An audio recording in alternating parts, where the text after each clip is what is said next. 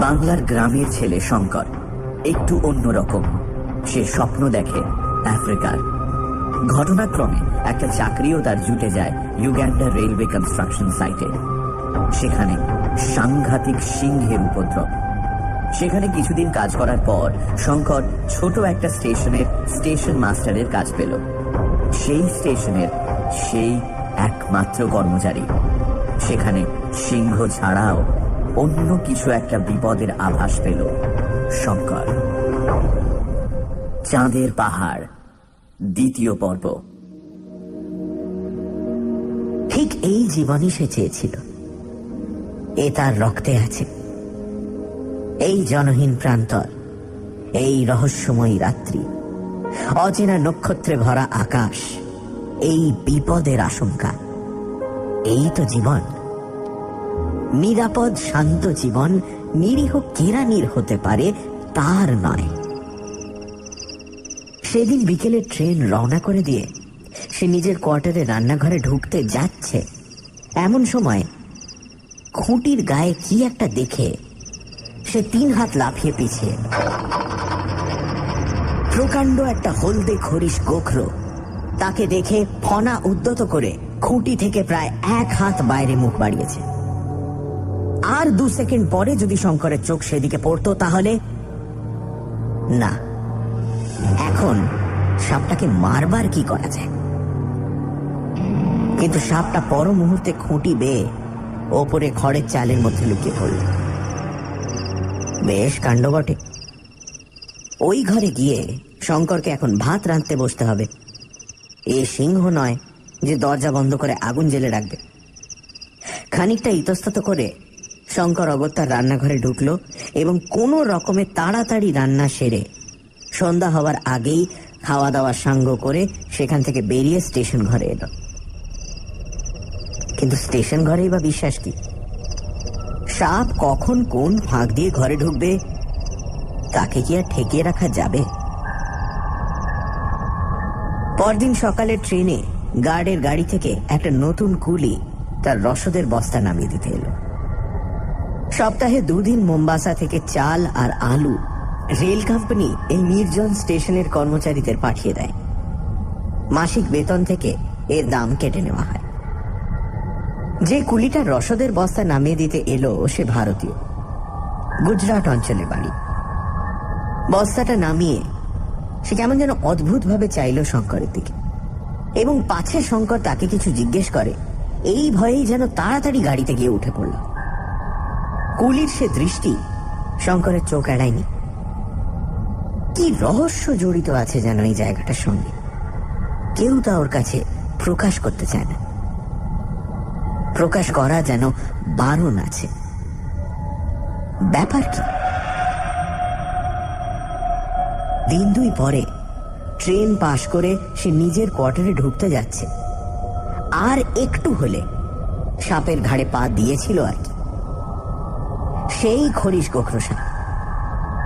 আগে দেখা সাপটাও হতে পারে, নতুন একটা যে নয় তারও কোনো প্রমাণ নেই। শঙ্কর সেদিন স্টেশন ঘর, নিজের কোয়ার্টার ও 4 ধারের জমি ভালো করে পরীক্ষা করে দেখল। সব জায়গায় মাটিতে বড় বড় গর্ত। কোয়ার্টারের উঠোনে, রান্নাঘরের দেওয়ালে, কাঁচা প্ল্যাটফর্মের মাঝে মাঝে সর্বত্র গর্ত ও ফাটল আর ইঁদুরের মাটি। তবুও সে কিছু বুঝতে পারল না। একদিন সে স্টেশন ঘরে ঘুমিয়ে আছে। রাত অনেক, ঘর অন্ধকার। হঠাৎ শঙ্করের ঘুম ভেঙে গেল।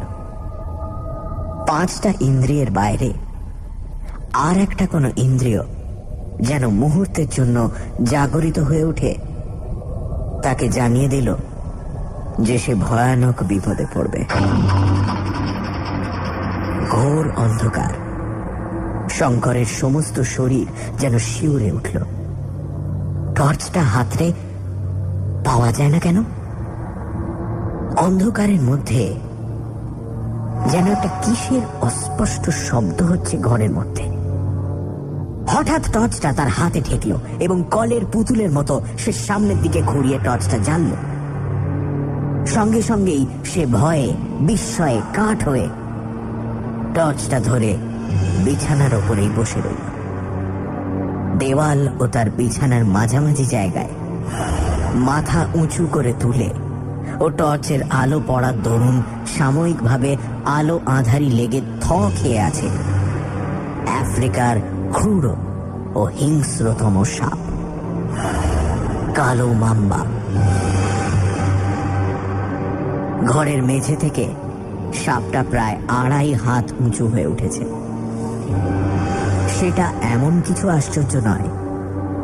যখন ব্ল্যাক মাম্বা সাধারণত মানুষকে তাড়া করে তখন তার ঘাড়ে ছোবল মারে। ব্ল্যাক মাম্বার হাত থেকে রেহাই পাওয়া একরকম পুনর্জন্ম, তাও শঙ্কর শুনেছে। শঙ্করের একটা গুণ বাল্যকাল থেকেই আছে, বিপদে তার সহজে বুদ্ধিভ্রংশ হয় না, আর তার স্নায়ুমণ্ডলীর উপর সে ঘোর বিপদেও কর্তৃত্ব বজায় রাখতে পারে।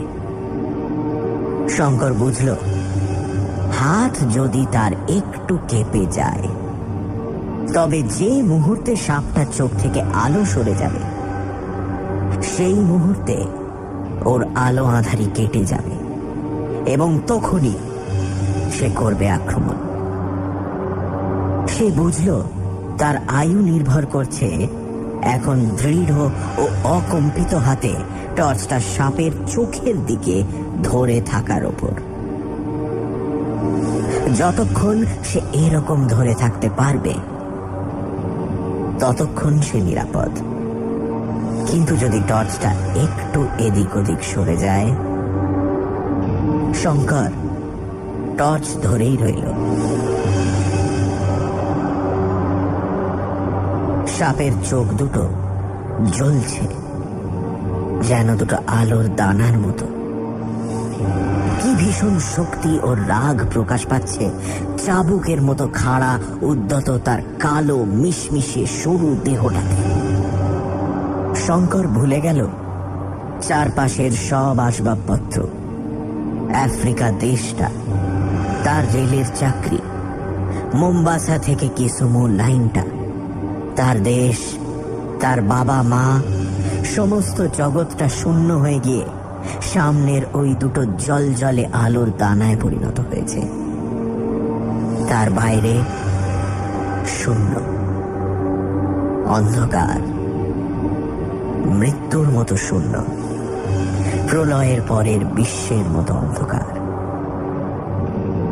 সত্য কেবল ওই মহাহিংস্র উদ্যত ফনা মাম্বা, যেটা প্রত্যেক ছোবলে 1500 মিলিগ্রাম তীব্র বিষ ক্ষতস্থানে ঢুকিয়ে দিতে পারে এবং দেবার জন্য ওত পেতে রয়েছে। শঙ্করের হাত ঝিমঝিম করছে, আঙুল অবশ হয়ে আসছে, কনুই থেকে বগল পর্যন্ত হাতের কোনো সার নেই। কতক্ষণ সে আর টর্চ ধরে থাকবে? আলোর দানা দুটো হয়তো সাপের চোখ নয়, জোনাকি পোকা কিংবা নক্ষত্র, কিংবা টর্চের ব্যাটারি তেজ কমে আসছে না। সাদা আলো যেন হলদেও নিস্তেজ হয়ে আসছে না, কিন্তু জোনাকি পোকা কিংবা নক্ষত্র দুটো তেমনি জ্বলছে। রাত না দিন, ভোর হবে না সন্ধে হবে, শঙ্কর নিজেকে সামলে নিল। ওই চোখ দুটোর জ্বালাময় দৃষ্টি তাকে যেন মোহগ্রস্ত করে তুলেছে। সে সজাগ থাকবে। এই দীপান্তরের মাঠে চেঁচালেও কেউ কোথাও নেই, সে জানে। তার নিজের স্নায়ুমণ্ডলীর দৃঢ়তার উপর নির্ভর করছে তার জীবন, কিন্তু সে পারছে না যে। হাত যেন টনটন করে অবশ হয়ে আসছে। আর কতক্ষণ সে টর্চ ধরে থাকবে? সাপে না হয় ছোবল দিক, কিন্তু হাতখানা একটু নামিয়ে সে আরাম বোধ করবে এখন। তারপরেই ঘড়িতে টং টং করে 3টে বাজলো। ঠিক রাত 3টে পর্যন্তই বোধহয় শঙ্করের আয়ু ছিল, কারণ 3টে বাজবার সঙ্গে সঙ্গেই তার হাত কেঁপে উঠে নড়ে গেল। সামনের আলোর দানা দুটো গেল নিভে, কিন্তু সাপ কই? তাড়া করে এলো না কেন? পরক্ষণেই শঙ্কর বুঝতে পারল সাপটাও সাময়িক মোহগ্রস্ত হয়েছে তার মতো। এই অবসর বিদ্যুতের চেয়েও বেগে সে টেবিল থেকে এক লাফ মেরে অন্ধকারের মধ্যে দরজার আগল খুলে ফেলে ঘরের বাইরে গিয়ে দরজাটা বাইরে থেকে বন্ধ করে দিল।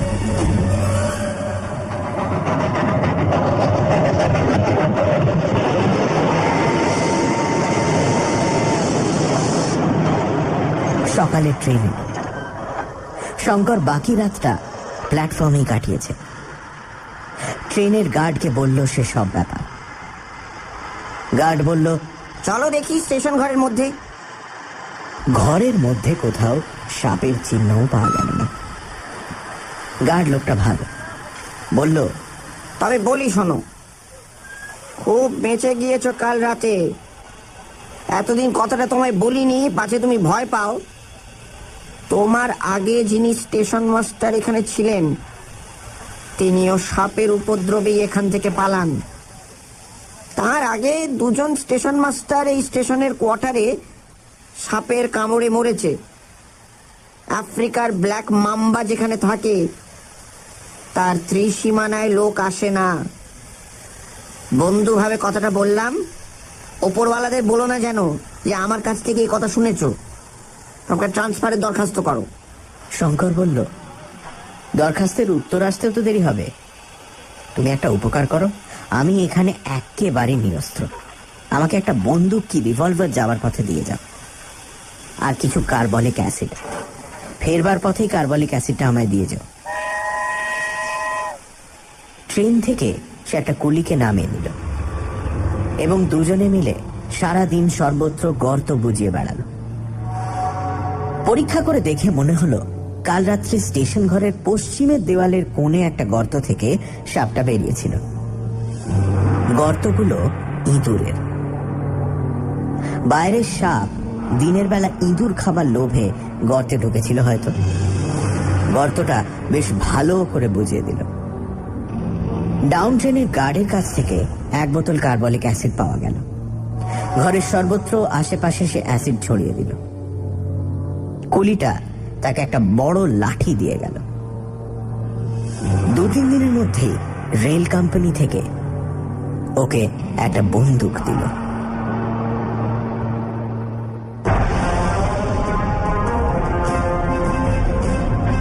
রেডিও মিস্ট্রি 98.3 FM এর নিবেদন, বিভূতিভূষণ বন্দ্যোপাধ্যায়ের চাঁদের পাহাড়।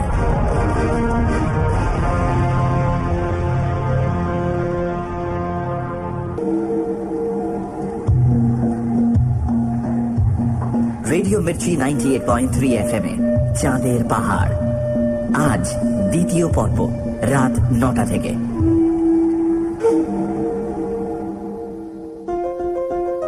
বিভূতিভূষণ বন্দ্যোপাধ্যায়, তার প্রায় সব রচনাতেই আমরা দেখি প্রকৃতির অদ্ভুত রূপ। সে গ্রাম বাংলার পল্লী প্রকৃতির রূপই বলুন অথবা বিহার বাংলার জঙ্গলের রূপ, ভাবতে অবাক লাগে যে বিভূতিভূষণ আমাদের মধ্য আফ্রিকার চাঁদের পাহাড়ে নিয়ে গেছেন, সেই বিভূতিভূষণ কিন্তু কোনোদিন দেশের বাইরে পাই রাখেননি।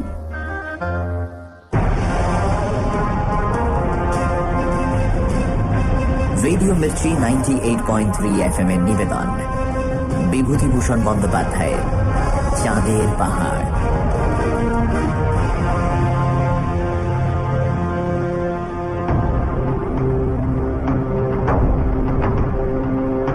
স্টেশনে সিংহ ছাড়াও সাপের উপদ্রব। একদিন রাতে আফ্রিকার ক্রূর ও হিংস্রতম সাপ কালো মাম্বার সঙ্গে শঙ্করের চোখাচোখি। ট্রেনের গার্ড জানালো সাপই হলো এই জায়গায় সব থেকে বড় বিপদ। স্টেশনে জলের বড় কষ্ট। ট্রেন থেকে যা জল দেয় তাতে রান্না খাওয়া কোনো রকমে চলে, স্নান আর হয় না। এখানকার কুয়োর জলও শুকিয়ে গেছে। একদিন সে শুনল স্টেশন থেকে মাইল 3 দূরে একটা জলাশয় আছে, সেখানে ভালো জল পাওয়া যায়, মাছও আছে।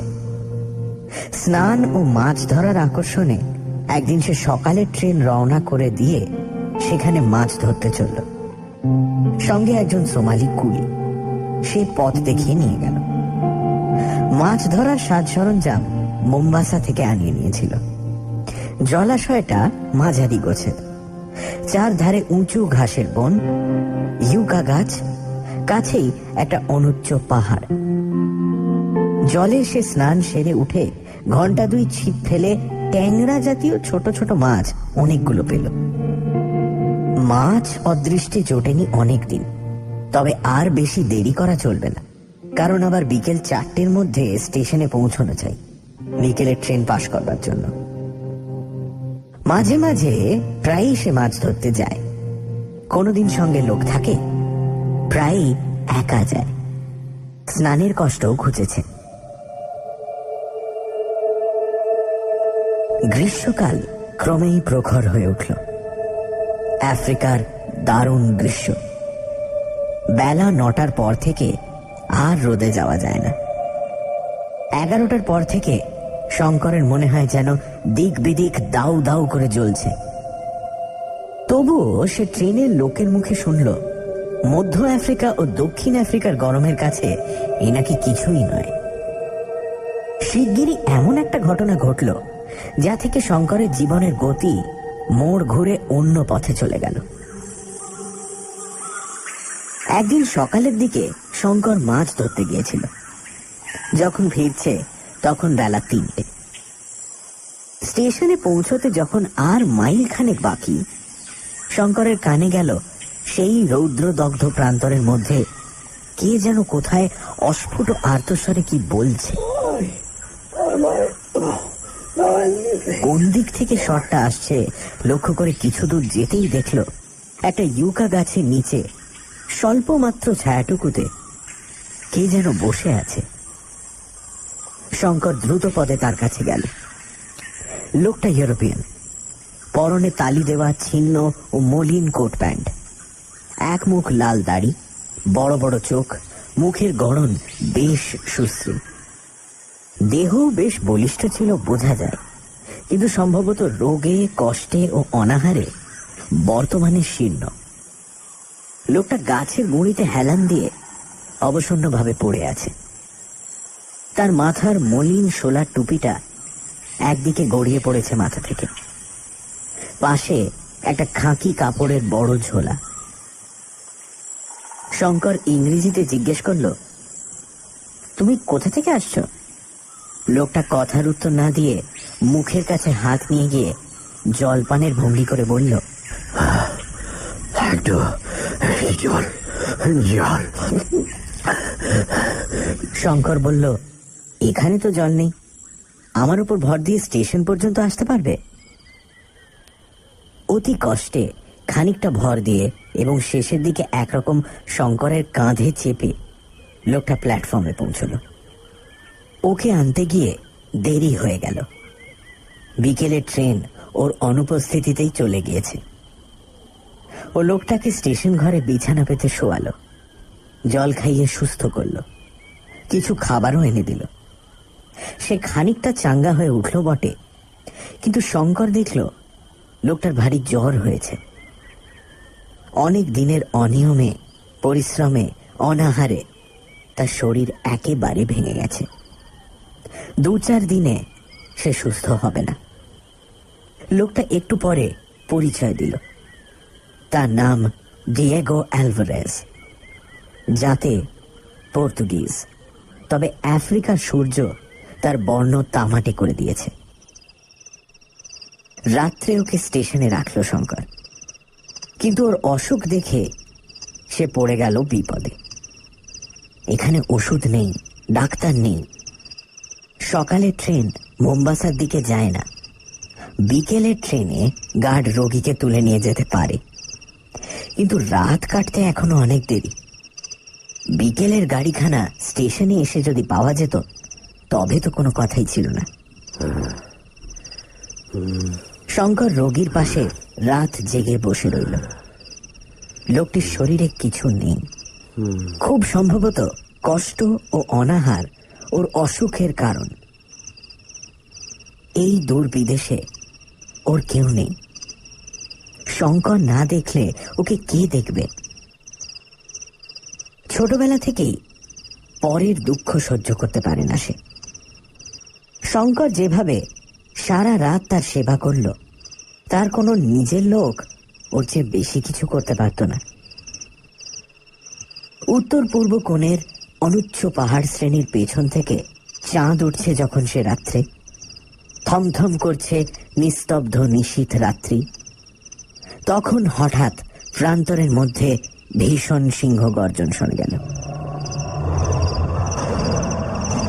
রোগী তন্দ্রাচ্ছন্ন ছিল। সিংহের ডাকে সে ধড়মড় করে বিছানায় উঠে বসল। শঙ্কর বলল, ভয় নেই, শুয়ে থাকো, বাইরে সিংহ ডাকছে, দরজা বন্ধ আছে। তারপর শঙ্কর আস্তে আস্তে দরজা খুলে প্ল্যাটফর্মে এসে দাঁড়ালো। দাঁড়িয়ে চারধারে চেয়ে দেখা মাত্র যেন সে রাত্রের অপূর্ব দৃশ্য তাকে মুগ্ধ করে ফেলল। চাঁদ উঠছে দূরের আকাশ প্রান্তে। ইউকা গাছের লম্বা লম্বা ছায়া পড়েছে পূব থেকে পশ্চিমে। ঘাসের বন যেন রহস্যময়, নিস্পন্দ। সিংহ ডাকছে স্টেশন কোয়ার্টারের পেছনে প্রায় 500 গজের মধ্যে। কিন্তু সিংহের ডাক আজকাল শঙ্করের গা শোয়া হয়ে উঠেছে। ওতে আর আগের মতো ভয় পায় না। রাত্রির সৌন্দর্য এত আকৃষ্ট করেছে ওকে যে ও সিংহের সান্নিধ্য যেন ভুলে গেল। ফিরে ও স্টেশন ঘরে ঢুকল। টং টং করে ঘড়িতে 2টো বেজে গেল। ও ঘরে ঢুকে দেখল রোগী বিছানায় উঠেই বসে আছে। বলল, একটু জল দাও, খাবো।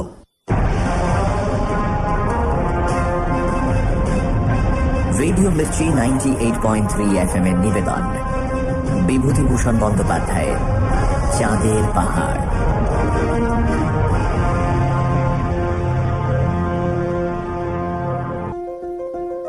বিভূতিভূষণ পেশায় ছিলেন স্কুল শিক্ষক। 1937 সালে, মানে যে সময়টায় চাঁদের পাহাড় তিনি লিখছেন, সেই সময় তিনি ধর্মতলা স্ট্রিটে, বর্তমান লেনিন সরণিতে অবস্থিত খেলাতচন্দ্র ক্যালকাটা ইনস্টিটিউশনে ক্লাস 4 থেকে ক্লাস 10 এর ছাত্রদের পড়াচ্ছেন বাংলা, ইতিহাস ও ভূগোল। টেক্সট বই ছাড়াও তিনি ক্লাসে দ্য ওয়াইড ওয়ার্ল্ড বলে একটি পত্রিকার বিভিন্ন ধরনের আর্টিকেলের সঙ্গে ছাত্রদের পরিচয় করিয়ে দিতেন।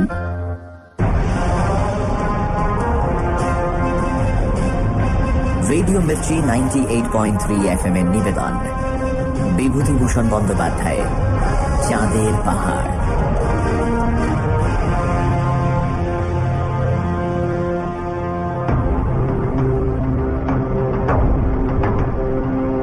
মাছ ধরতে গিয়ে শঙ্করের দেখা হলো এক মুমূর্ষু বিদেশির সঙ্গে। তাকে শঙ্কর নিয়ে এলো তার স্টেশন রুমে। রাতে হঠাৎ রুগী জেগে উঠে জল চাইলেন। লোকটা বেশ ভালো ইংরেজি বলতে পারে। শঙ্কর টিন থেকে জল নিয়ে ওকে খাওয়ালো। লোকটা জ্বর তখন কমেছে। সে বলল, এই, তুমি কি বলছিলে? আমার ভয় করছে ভাবছিলে? হ্যাঁ, ডিয়েগো আলভারেজ ভয় করবে? ইয়াং ম্যান, তুমি ডিয়েগো আলভারেজকে জানো না। লোকটির ঠোঁটে একটা হতাশা, বিষাদ ও ব্যঙ্গ মেশানো অদ্ভুত হাসি দেখা দিল। সে অবসন্নভাবে বালিশের গায়ে ঢলে পড়ল। ওই হাসিতে শঙ্করের মনে হলো এ লোক সাধারণ লোক নয়। তখন ওর হাতের দিকে নজর পড়ল শঙ্করের। বেটে বেটে মোটা মোটা আঙুল, দড়ির মতো শিরাবহুল হাত, তামাটে দাড়ির নিচে চিবুকের ভাব শক্ত মানুষের পরিচয় দিচ্ছে। এতক্ষণ পরে খানিকটা জ্বর কমে যাওয়াতে আসল মানুষটা বেরিয়ে আসছে যেন ধীরে ধীরে। লোকটা বলল, এই, সরে এসো কাছে। তুমি আমার যথেষ্ট উপকার করেছ। আমার নিজের ছেলে থাকলে এর বেশি করতে পারত না। তবে একটা কথা বলি, আমি বাঁচব না। আমার মন বলছে আমার দিন ফুরিয়ে এসেছে। তোমার উপকার করে যেতে চাই। তুমি ইন্ডিয়ান, হ্যাঁ? এখানে কত মাইনে পাও? এই সামান্য মাইনের জন্য দেশ ছেড়ে এত দূরে এসে আছো যখন, তখন তোমার সাহস আছে, কষ্ট সহ্য করবার শক্তি আছে। আমার কথা মন দিয়ে শোনো, কিন্তু প্রতিজ্ঞা করো, আজ তোমাকে যেসব কথা বলবো, আমার মৃত্যুর পূর্বে তুমি কারো কাছে তা প্রকাশ করবে না। শঙ্কর সেই আশ্বাসই দিল। তারপরই সেই অদ্ভুত রাত্রি ক্রমশ কেটে যাওয়ার সঙ্গে সঙ্গে সে এমন এক আশ্চর্য, অবিশ্বাস্য ধরনের আশ্চর্য কাহিনী শুনে গেল, যা সাধারণত উপন্যাসেই পড়া যায়। ইয়াং ম্যান, তোমার বয়স কত হবে? 22? তুমি যখন মায়ের কোলে শিশু, আজ 22 বছর আগের কথা, 1888-89 সালের দিকে আমি কেপ কলোনির উত্তরে পাহাড় জঙ্গলের মধ্যে সোনার খনির সন্ধান করে বেড়াচ্ছিলাম। তখন বয়স ছিল কম, দুনিয়ার কোনো বিপদকেই বিপদ বলে গ্রাহ্য করতাম না। বোলাওয়ায় শহর থেকে জিনিসপত্র কিনে একাই রওনা হলাম, সঙ্গে কেবল 2টি গাধা, জিনিসপত্র বইবার জন্য। জাম্বেজি নদী পার হয়ে চলেছি, পথ ও দেশ সম্পূর্ণ অজ্ঞাত। শুধু ছোটখাটো পাহাড়, ঘাস, মাঝে মাঝে কাফিরদের বস্তি। ক্রমে যেন মানুষের বাস কমে এলো। এমন এক জায়গায় এসে পৌঁছানো গেল যেখানে এর আগে কখনো কোনো ইউরোপিয়ান আসেনি। যেখানেই নদী বা খাল দেখি কিংবা পাহাড় দেখি, সকলের আগে সোনার স্তরের সন্ধান করি। লোকে কত কি পেয়ে বড় মানুষ হয়ে গিয়েছে দক্ষিণ আফ্রিকায়, এ সম্বন্ধে বাল্যকাল থেকে কত কাহিনী শুনে এসেছিল। সেই সব গল্পের মোহই আমায় আফ্রিকায় নিয়ে এসে ফেলেছিল। কিন্তু বৃথায় 2 বছর ধরে নানা স্থানে ঘুরে বেড়ালুম। কত অসহ্য কষ্ট সহ্য করলুম এই 2 বছরে, একবার তো সন্ধান পেয়েও হারালুম। সেদিন একটা হরিণ শিকার করেছি সকালের দিকে। তাঁবু খাটিয়ে মাংস রান্না করে শুয়ে পড়লাম দুপুরবেলা, কারণ দুপুরের রোদে পথ চলা সেসব জায়গায় একরকম অসম্ভব। 115 ডিগ্রি থেকে 130 ডিগ্রি পর্যন্ত উত্তাপ হয় গ্রীষ্মকালে।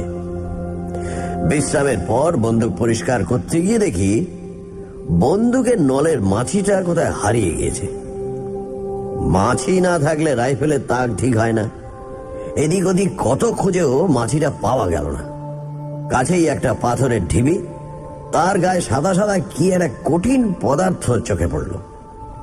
ঢিবিটার গায়ে সেই জিনিসটা নানা স্থানে আছে। বেছে বেছে তারই একটা দানা সংগ্রহ করে ঘষে মেজে নিয়ে আপাতত সেটাকে মাছি করে রাইফেলের নলের আগায় বসিয়ে নিলাম। তারপর বিকেলে সেখান থেকে আবার উত্তর মুখে রওনা হয়েছি। কোথায় তাঁবু ফেলেছিলাম সে কথা ক্রমেই ভুলে গিয়েছি।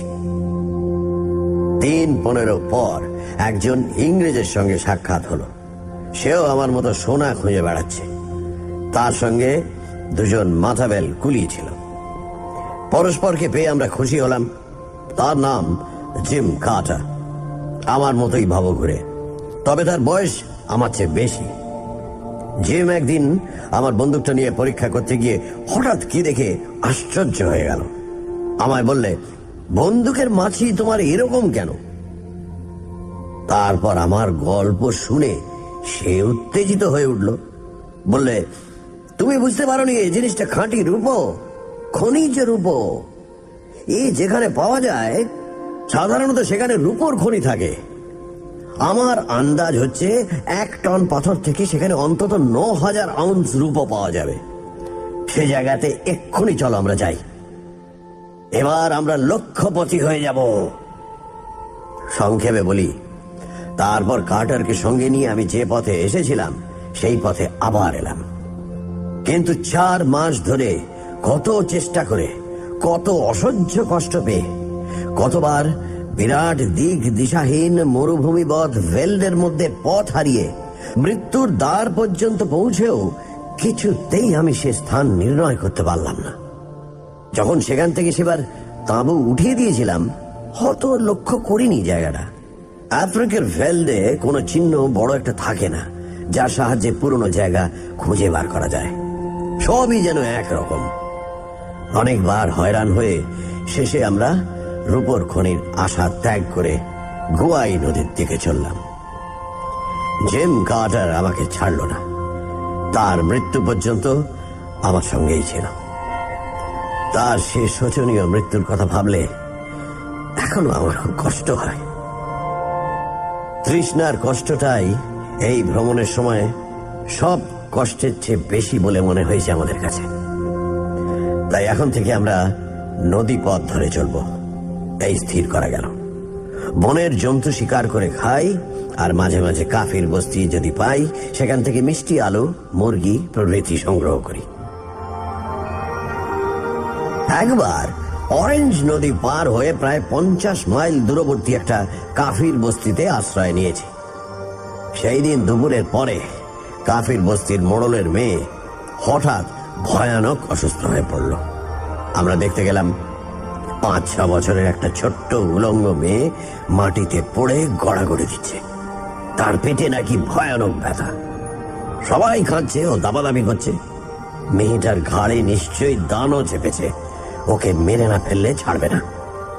তাকে ও তার বাপ মাকে জিজ্ঞেস করে এইটুকুই জানা গেল, সে বনের ধারে গিয়েছিল, তারপর থেকে তাকে ভূতে পেয়েছে। আমি ওর অবস্থা দেখে বুঝলাম কোন বনের ফল বেশি পরিমাণে খেয়ে ওর পেট কামড়াচ্ছে। তাকে জিজ্ঞেস করা হলো কোন বনের ফল সে খেয়েছিল কিনা। সে বলল হ্যাঁ খেয়েছিল। কাঁচা ফল? মেয়েটা বললে ফল নয়, ফলের বীজ। সে ফলের বীজই খাদ্য। 1 ডোজ হোমিওপ্যাথিক ওষুধে তার ভূত ছেড়ে গেল। আমাদের সঙ্গে ওষুধের বাক্স ছিল। গ্রামে আমাদের খাতির হয়ে গেল খুব। 15 দিন আমরা সে গ্রামে সর্দারের অতিথি হয়ে রইলাম। ইল্যান্ড হরিণ শিকার করি আর রাত্রে কাফিরদের মাংস খেতে নিমন্ত্রণ করি। বিদায় নেবার সময় কাফির সর্দার বললে, তোমরা সাদা পাথর খুব ভালোবাসো না?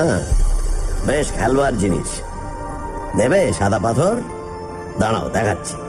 একটু পরে সে একটা ডুমুর ফলের মতো বড় সাদা পাথর আমাদের হাতে এনে দিল। জিম ও আমি বিস্ময়ে চমকে উঠলাম। জিনিসটা হিরে।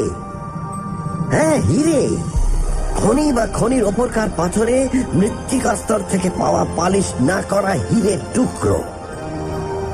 কাফের সর্দার বললে, এটা তোমরা নিয়ে যাও। ওই যে দূরের বড় পাহাড় দেখছো ধোঁয়া ধোঁয়া, এখান থেকে হেঁটে গেলে একটা চাঁদের মধ্যে ওখানে পৌঁছে যাবে। ওই পাহাড়ের মধ্যে এরকম সাদা পাথর অনেক আছে বলে শুনেছি। আমরা কখনো যাইনি, জায়গা ভালো নয়। ওখানে গুণিত বলে উপদেবতা থাকে। অনেক চাঁদ আগেকার কথা, আমাদের গ্রামের 3 জন সাহসী লোক কারো বারণ না শুনে ওই পাহাড়ে গিয়েছিল, আর ফেরেনি। আর একবার একজন তোমাদের মতো সাদা মানুষ এসেছিল, সেও অনেক অনেক চাঁদ আগে, আমরা দেখিনি। আমাদের বাপ ঠাকুর দাদাদের আমলের কথা। সে গিয়েও আর ফেরেনি। কাফের গ্রাম থেকে বার হয়ে পথে আমরা ম্যাপ মিলিয়ে নিলাম।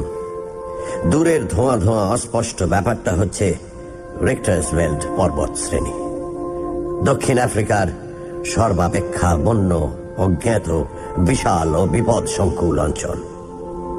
2-1 দুর্ধর্ষ দেশ আবিষ্কারক বা ভৌগোলিক বিশেষজ্ঞ ছাড়া কোন সভ্য মানুষ সে অঞ্চলে পদার্পণ করেনি। ওই বিস্তীর্ণ বনপর্বতের অধিকাংশ স্থানই সম্পূর্ণ অজানা। তার ম্যাপ নেই, তার কোথায় কি আছে কেউ বলতে পারে না। জিম কার্টার ও আমার রক্ত চঞ্চল হয়ে উঠল।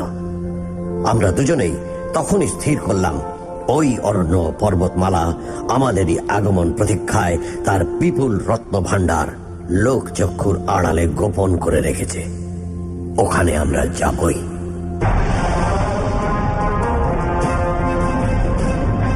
রেডিও মির্চি 98.3 FM এর নিবেদন, বিভূতিভূষণ বন্দ্যোপাধ্যায়ের চাঁদের পাহাড়।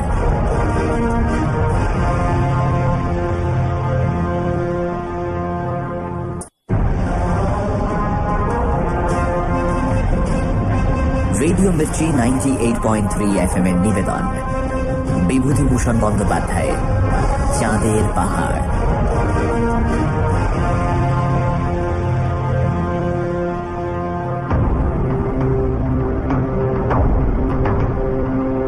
ডিয়েগো আলভারেজ তার কথা বলতে লাগলেন। সোনার খনির সন্ধানে বেরিয়ে ডিয়েগো এবং তার সঙ্গী জিম খুঁজে পেলেন রূপো। কাফের সর্দারের থেকে পেলেন হীরের টুকরো, আর জানলেন হীরে পাওয়া যাবে দূরের বড় পাহাড়ে। সেই জায়গা সম্বন্ধে নানা ভয়ঙ্কর কথা শুনেও ডিয়েগো আর জিম সিদ্ধান্ত নিলেন তারাও সেখানে যাবেনি।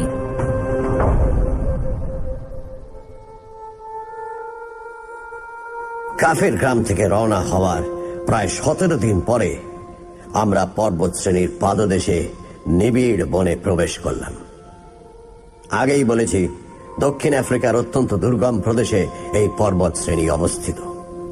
জঙ্গলের কাছাকাছি কোনো কাফির বস্তি পর্যন্ত আমাদের চোখে পড়ল না। জঙ্গল দেখে মনে হলো কাঠুরিয়ার কুঠার আজ পর্যন্ত এখানে প্রবেশ করেনি। সন্ধ্যার কিছু আগে আমরা জঙ্গলের ধারে এসে পৌঁছেছিলাম। জিম কার্টারের পরামর্শ মতো সেইখানেই আমরা রাত্রের বিশ্রামের জন্য তাঁবু খাটালাম। জিম জঙ্গলের কাঠ কুড়িয়ে আগুন জ্বাললে, আমি লাগলাম রান্নার কাজে। সকালে এক জোড়া পাখি মেরেছিলাম, সেই পাখি ছাড়িয়ে তার রোস্ট করব, এই ছিল মতলব। পাখি ছাড়ানোর কাজে একটু ব্যস্ত আছি, এমন সময় জিম বললে, পাখি রাখো, 2 পেয়ালা কফি করো তো আগে। আগুন জ্বালাই ছিল, জল গরম করতে দিয়ে আবার পাখি ছাড়াতে বসেছি।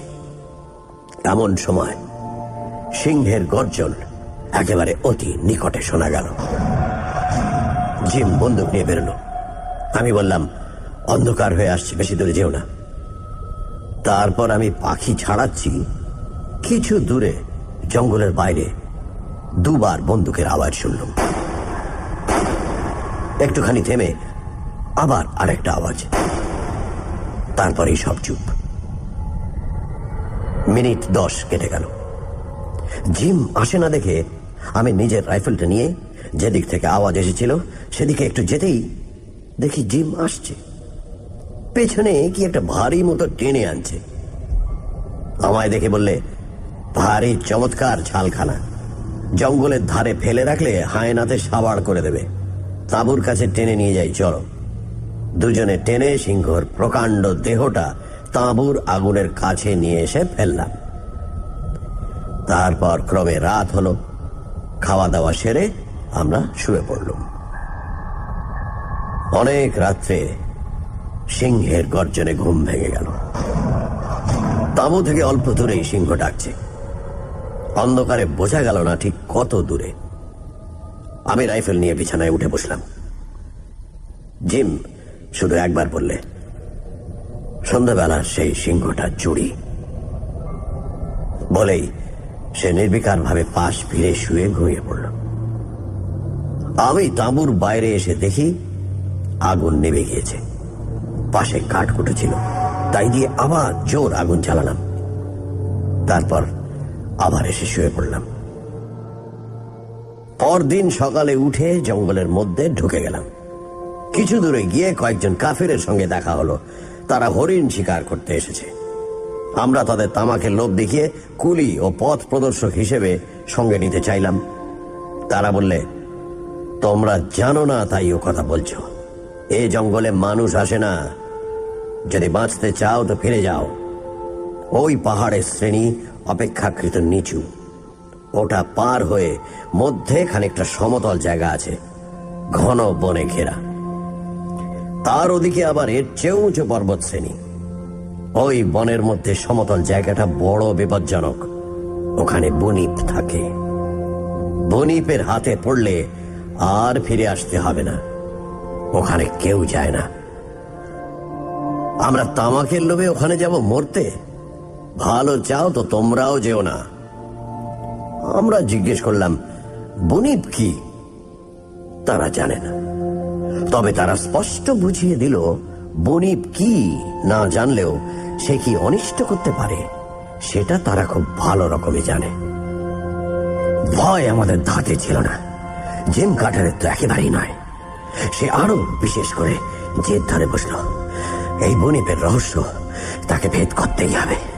হিরে পাই বা না পাই, মৃত্যু যে তাকে অলক্ষিতে টানছে, তখনও যদি বুঝতে পারতাম।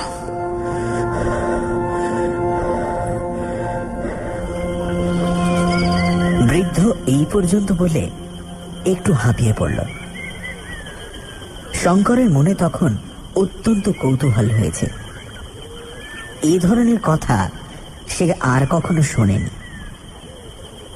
মুমূর্ষু ডিয়েগো অ্যালভারেজের জীর্ণ পরিচ্ছদ ও শিরাবহুল হাতের দিকে চেয়ে, তার পাকা ভুরু জোড়া নিচেকার ইস্পাতের মতো নীল দীপ্তিশীল চোখ দুটোর দিকে চেয়ে শঙ্করের মন শ্রদ্ধায় ভালোবাসায় ভরে উঠল। সত্যিকার মানুষ বটে একজন।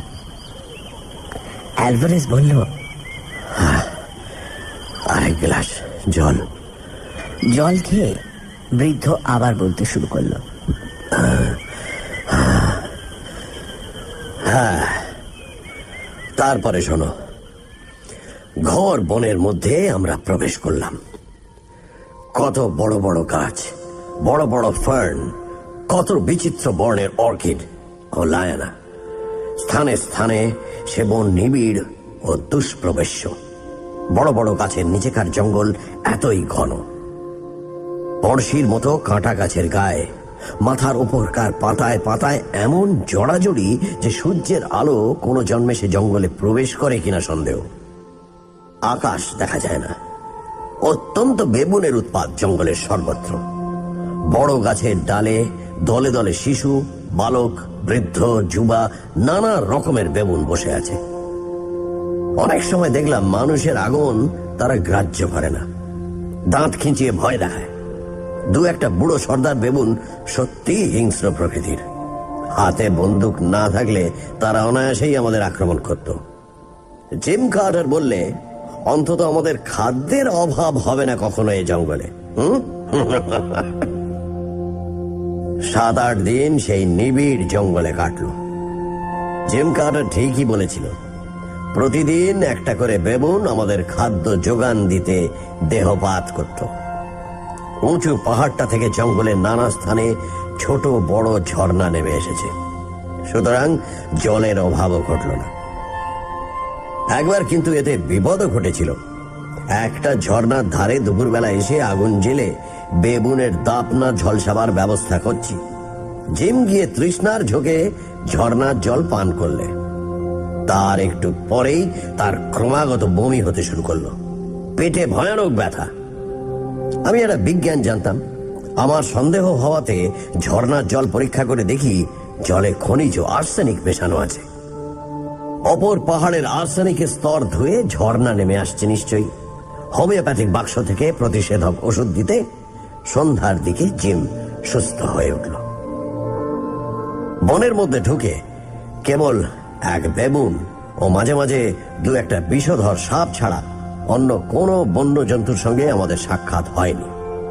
পাখির কথা আর প্রজাপতির কথা অবশ্য বাদ দিলাম, কারণ এইসব ট্রপিক্যাল জঙ্গল ছাড়া এত বিচিত্র বর্ণের ও শ্রেণীর পাখি ও প্রজাপতি আর কোথাও দেখতে পাওয়া যাবে না। বিশেষ করে বন্যজন্তু বলতে যা বোঝায় তারা সে পর্যায়ে পড়ে না। প্রথমেই রিক্টার্সভেল্ড পর্বত শ্রেণীর একটা শাখা পর্বত আমাদের সামনে পড়ল। সেটা মূল ও প্রধান পর্বতের সঙ্গে সমান্তরালভাবে অবস্থিত বটে, কিন্তু অপেক্ষাকৃত নিচু। সেটা পার হয়ে আমরা একটা বিস্তীর্ণ বনময় উপত্যকায় নেমে তাঁবু ফেললাম। একটা ক্ষুদ্র নদী উপত্যকার মধ্যে দিয়ে বয়ে গিয়েছে। নদী দেখে আমারও জিমের আনন্দ হলো। এই সব নদীর তীর থেকেই অনেক সময় খনিজ দ্রব্যের সন্ধান পাওয়া যায়। নদীর নানা দিকে আমরা বালি পরীক্ষা করে বেড়াই, কিছুই কোথাও পাওয়া যায় না। সোনার একটা রেণু পর্যন্ত নেই নদীর বালিতে। আমরা ক্রমে হতাশ হয়ে পড়লাম। তখন প্রায় 20-22 দিন কেটে গিয়েছে। সন্ধ্যার সময় কফি খেতে খেতে জিম বললে, দেখো, আমার মন বলছে এখানে আমরা সোনার সন্ধান পাবো, থাকো এখানে আর কিছুদিন। আরো 20 দিন কাটলো। বেবুনের মাংস অসহ্য ও অত্যন্ত অরুচিকর হয়ে উঠেছে। জিমের মতো লোকও হতাশ হয়ে পড়ল। আমি বললাম, আর কেন জিম, চলো ফিরি এবার। কাফির গ্রামে আমাদের ঠকিয়েছে, এখানে কিছু নেই। জিম বললে, এই পর্বত শ্রেণীর নানা শাখা আছে, সবগুলো না দেখে যাব না। একদিন পাহাড়ি নদীটার খাতের ধারে বসে বালি চালতে চালতে পাথরের নুড়ির রাশির মধ্যে অর্ধ প্রথিত একখানা হলদে রঙের ছোট পাথর আমি ও জিম একসঙ্গেই দেখতে পেলাম। দুজনেই তাড়াতাড়ি সেটা খুঁড়ে তুললাম। আমাদের মুখ আনন্দে ও বিস্ময়ে উজ্জ্বল হয়ে উঠল। জিম বললে, ডিয়েগো, পরিশ্রম এতদিনে সার্থক হলো, চিনেছ তো? আমিও বুঝেছিলাম। বললাম, হ্যাঁ, কিন্তু নদী স্রোতে ভেসে আসা জিনিসটা, খনির অস্তিত্ব নেই এখানে। পাথরখানা দক্ষিণ আফ্রিকার বিখ্যাত হলদে রঙের হীরের জাত। অবশ্য খুব আনন্দের কোনো কারণ ছিল না, কারণ এতে মাত্র এটাই প্রমাণ হয় যে এই বিশাল পর্বত শ্রেণীর কোনো অজ্ঞাত দুর্গম অঞ্চলে হলদে হীরের খনি আছে। নদী স্রোতে ভেসে এসেছে তা থেকে একটা স্তরের একটা টুকরো। সে মূল খনি খুঁজে বার করার অমানসিক পরিশ্রম, ধৈর্য ও সাহস সাপেক্ষ। সে পরিশ্রম, সাহস ও ধৈর্যের অভাব আমাদের ঘটত না, কিন্তু যে দৈত্য ওই রহস্যময় বনপর্বতের অমূল্য হীরক খনির প্রহরী, সে সম্পূর্ণ অপ্রত্যাশিতভাবে আমাদের বাধা দিলে। বিভূতিভূষণ বন্দ্যোপাধ্যায়ের চাঁদের পাহাড়।